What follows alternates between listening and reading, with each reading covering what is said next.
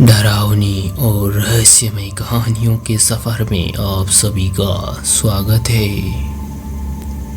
British शासनकाल के समय एक अंग्रेजी डिप्टी कलेक्टर मिस्टर क्रेग ने भारत में रहते समय कुछ संस्करण प्रकाशित किए हैं।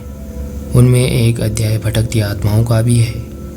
जिस घटना का उल्लेख उन्होंने किया है उसकी भूमिका में लिखा है कि यदि यह मुकदमा मेरे सामने न चला होता तो मैं इस घटना पर कभी विश्वास नहीं करता, क्योंकि भूत प्रेत के अस्तित्व पर इससे पहले मैंने कभी विश्वास नहीं किया। उनके द्वारा प्रस्तुत किए घटनाक्रमानुसार सार संक्षेप इस प्रकार है। घटना जनवरी 1937 की है। भारत में उस समय ब्रिटिश शासनकाल था। केंद्रीय सरकार के भारतीय अधिकारी श्री रामास्वामी स्थानांतरित होकर शिमला आए थे। जो बंगला उन्हें रहने के लिए मिला था उसमें प्रथम रात्रि को एक महिला की छाया दिखाई दी। साथ ही घंटों की आवाज़ सुनाई दी। इस आवाज़ को सुनते ही श्री रामास्वामी ने भयभीत होकर दूसरे ही दिन वह बंगला छोड़ दिया। श्री रामास्वामी के बंगला छोड़ देने के बाद वह बंगला एक दूसरे मुस्लिम भारतीय अधिकारी को अलॉट कर दिया गया। जब यह अधिकारी उस बंगले में रहने गए तो पहले ही दिन ठीक आधी रात के समय एक सफ़ेद पोश महिला दिखाई दी। जहांगीरी घंटों की आवाज़ उसके आने के साथ बंगले में गूंज उठी। महिला की सिसकियां स्पष्ट रूप से सुनाई पड़ रही थी। महिला मुस्लिम अधिकारी उसी समय चित्कार करते हुए बंगला छोड़कर भाग गए तथा उक्त आश्चर्यजनक घटना की सूचना पुलिस तथा उच्च अधिकारियों को दी। सूचना के उपरांत एक पुलिस इंस्पेक्टर ने कुछ सिपाहियों के साथ उस बंगले में पड़ाव डाला। रात के ठीक 12 बजे वही सफ़ेद पोश महिला ऊंची एड़ी की चप्पलें पहने दिखाई दी। पुलिस इंस्पेक्टर ने रिवॉल्वर से लगातार 5-6 गोलियां उस पर चलाई, किंतु उस पर कोई प्रभाव न पड़ा। पहले सिसकियां तथा फिर ठहाका मारकर हंसने की आवाज़, बाद में जहांगीरी घंटों की आवाज़ सुनते ही इंस्पेक्टर के होश हवास उड़ गए। पसीने से लथपथ इंस्पेक्टर तथा सिपाही उस बंगले से निकलकर भाग खड़े हुए। इस घटना से शिमला ही नहीं वरन दिल्ली की केंद्रीय सरकार भी आश्चर्य में पड़ गई। इसकी जांच के लिए उच्च स्तरीय कार्रवाई करने का आदेश जारी किया गया। प्रेत आत्मा के इस रहस्यमयी स्वरूप का मजाक उड़ाते हुए अंग्रेजी सरकार न दिल्ली से एक अनुभवी एवं साहसी इंस्पेक्टर श्री आगा के नेतृत्व में एक पुलिस दस्ता घटना की जांच के लिए भेजा गया। इंस्पेक्टर आगा ने सिपाहियों को बंगले के चारों ओर तैनात कर दिया तथा स्वयं डाइनिंग रूम की एक कुर्सी पर बैठ गए। इंस्पेक्टर आगा की कुर्सी पर बैठते ही एक विचित्र बिल्ली उनके सामने से पास से उछल कूद मचाती कमरे में गायब हो गई। वे भयभीत तो हुए परंतु साहस जुटाए अपना रिवॉल्वर भरकर सचेत होकर बैठ गए। रात के ठीक 12 बजे उसी सफ़ेद पोश महिला की छाया इंस्पेक्टर आगा को दिखाई दी। इंस्पेक्टर आगा ने अपना रिवॉल्वर संभाला ही था कि छाया ने कहा, ठहरिए, आप एक नेक तथा चरित्रवान अधिकारी हैं। मुझ अबला पर बिना किसी कारण क्रोध क्यों करते हैं? वैसे आपका रिवॉल्वर मेरा कुछ नहीं बिगाड़ सकता। यह सुनकर इंस्पेक्टर आगा सहम गए तथा नम्रता से बोले, आप कौन हैं? क्या अपना परिचय मुझे देंगी? छाया ने कहा, मैं एक पीड़ित औरत हूँ। क्या आप मेरी पीड़ा दूर करने में मेरी मदद कर सकेंगे? यदि आप वायदा करते हैं तो मैं आपको एक बहुत बड़ा रहस्य बताऊंगी। इंस्पेक्टर आगा ने तुरंत कहा, मैं आपसे वायदा करता हूँ, मैं आपकी पूरी मदद करने की कोशिश करूँगा। आश्वासन पाकर छाया ने अपनी दुख भरी कहानी कहना प्रारंभ की। मैं एक पहाड़ी लड़की थी। शादी से पहले मेरा नाम आवेरी था। मेरी माँ वेश्या का धंधा करती थी। मेरी सुंदरता को देखकर शिमला के तत्कालीन पादरा मिस्टर आइजैक मेरी ओर आकृष्ट होने लगे। आइजैक तथा मेरी दोस्ती धीरे धीरे प्यार में बदल गई। माँ के विरोध के बावजूद भी मैंने तथा आइजैक ने कोर्ट मैरिज कर ली। आइजैक को भी अपने माता पिता का विरोध सहना पड़ा। यह बंगला उस समय आइजैक का ही था तथा हम दोनों इसी में रहते थे।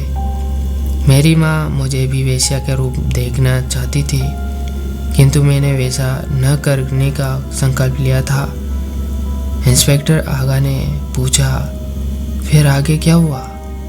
छाया ने कहा, कुछ दिनों बाद मैं गर्भवती हो गई तो मेरी माँ ने आइजैक से संबंध विच्छेद करने के लिए मुझ पर दबाव डालना शुरू कर दिया, क्योंकि उसकी नज़र में पैसों का महत्व अधिक था तथा मुझे प्रेम महत्वपूर्ण जान पड़ा।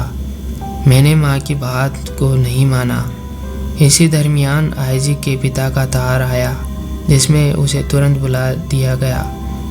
आइजैक ने मुझे बताया अगर वह नहीं गया तो उसके पिता की लाखों की संपत्ति उसके हाथों से निकल जाएगी। मैंने उसे प्रसन्नतापूर्वक विदा किया तथा बंगले में अकेले रहने लगी। लगभग 2 महीने बाद आइजैक वापस आया तथा प्रेम प्रदर्शित करते हुए चुंबन लेने के बहाने मेरे गले में रुमाल फंसाकर मेरी हत्या कर दी गई। इंस्पेक्टर आगा ने आश्चर्यचकित होकर पूछा, आगे क्या हुआ बताओ? छाया ने कहा, हाँ सुनिए। मेरी लाश पीछे वाले कमरे के बीचों बीच गड़ी है। पलस्तर उखाड़ने पर एक पत्थर के नीचे मेरे शव के अवशिष्ट भाग अब भी मिल जाएंगे। आइजैक का रुमाल तथा जेब का कुछ सामान भी उसी में पड़े मिलेंगे। इंस्पेक्टर साहब, मैं चाहती हूँ कि आइजैक पर मुकदमा चलाकर उसे प्राण दंड दिला दिया जाए। इस संबंध में मैं आपकी हर संभव सहायता करूँगी। इतना कहकर वह छाया गायब हो गई। इंस्पेक्टर आगा ने आवेरी के पूरे कथनों को नोट कर लिया तथा अपने उच्च अधिकारियों को इस घटना से अवगत करवा दिया।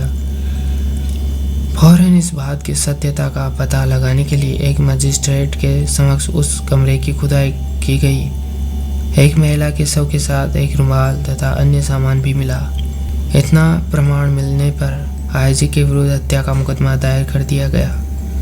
मुकदमे में आइजैक के वकील ने कहा, यदि यह बयान जो इंस्पेक्टर आगा ने नोट किया है आवेरी के हैं तो उसमें उसके हस्ताक्षर क्यों नहीं है? इंस्पेक्टर आगा ने समय मांगा तथा दूसरे दिन उसी बंगले में आवेरी की छाया की प्रतीक्षा करने लगा, किंतु छाया समय से पहले ही उस कमरे में उपस्थित थे। उसने गलती स्वीकार करते हुए कहा, आगा साहब, आप कागज टेबल पर रखें तो हस्ताक्षर किए देती हूँ। इंस्पेक्टर आगा ने उसके कहे अनुसार कागज टेबल पर रखा तथा देखता रहा। कागज पर लिखा गया, मैं बयान देती हूँ कि मैंने जो कथन इंस्पेक्टर के समक्ष दिए हैं वे मेरे ही हैं। उक्त बयानों में मेरे ही हस्ताक्षर हैं। हस्ताक्षर आवेरी। अगले दिन कोर्ट खुलते ही मामला पेश हुआ। वकील तथा जज सभी आश्चर्यचकित थे। ठीक वही हस्ताक्षर जज की फाइल में बंद आवेरी के बयानों में भी पाए गए। पुनः बचाव पक्ष के वकील ने प्रश्न किया, यदि आवेरी हस्ताक्षर कर सकती है तो कोर्ट में आकर बयान दे या कोई प्रमाण या सबूत दे जिससे वह यह विश्वास किया जा सके कि वे हस्ताक्षर आवेरी के ही हैं। समय मांगकर इंस्पेक्टर आगा वापस रात में आवेरी से मिलने गया तथा उसे सारी बात बताई तो आवेरी ने बॉम्बे से भेजा गया आइजैक के पिता का तार व कोर्ट मैरिज के कागजात के बारे में बताया। उन्हें कहाँ बंगले में रखा गया है यह भी बताया गया। आवेरी ने यह भी बताया आइजैक के पिता की मृत्यु हो चुकी थी। यह झूठा तथा फर्जी तार आइजैक ने मुझसे पिंड छुड़ाने के लिए मंगवाया था। कोर्ट में पहुंचकर इंस्पेक्टर आगा ने आइजैक के नाम का जाली तार व विवाह के कागजात प्रस्तुत कर दिए। आइजैक न तो यह सिद्ध कर सका कि उसने आवेरी को तलाक दिया था, न यह बता सका कि वह कहाँ है। अतः आइजैक ने अपना अपराध स्वीकार कर लिया और उसे फांसी की सजा सुना दी गई। प्राण दंड के निर्णय के दिन इंस्पेक्टर आगा पुनः उसी बंगले में गए। जब वह उसी बंगले में आवेरी का इंतजार कर रहे थे तो अचानक उन्हें नींद की झपकी आ गई। स्वप्न में आवेरी की छाया ने उन्हें धन्यवाद दिया और कहा, अब मेरी आत्मा को पूर्ण शांति मिल गई है तथा अब इस छाया शरीर से मैं मुक्त हो रही हूँ, अतः भविष्य में आपसे न मिल सकूँगी। आपने जो कुछ भी मेरे लिए किया है, इस एहसान का बदला मैं नहीं चुका सकती, परंतु मेरी यह इच्छा है कि बेडरूम के पीछे वाली खिड़की के नीचे एक बक्सा गड़ा है, उसे आप खोद कर निकाल लें तथा अपनी धर्मपत्नी को मेरी हार्दिक भेंट के रूप में उसे दे दें। इतना कहकर वह छाया गायब हो गई। सुबह होने पर इंस्पेक्टर आगा ने वह स्थान खुदवाया। वास्तव में उस स्थान पर एक बक्सा निकला जिसमें लगभग 40,000 रुपये के मूल्य के सोने के आभूषण मिले। इंस्पेक्टर आगा ने पूरी ईमानदारी के साथ बक्से को सरकारी खजाने में जमा कर दिया, परंतु अंग्रेजी सरकार ने इंस्पेक्टर आगा की ईमानदारी तथा सफल प्रयासों के पुरस्कार स्वरूप वह पूरी संपत्ति उन्हें दे दी और वो अपने जीवन में खुशी जी रहे हैं। तो दोस्तों, आपको ये डर और रहस्य से भरी कहानी कैसी लगी?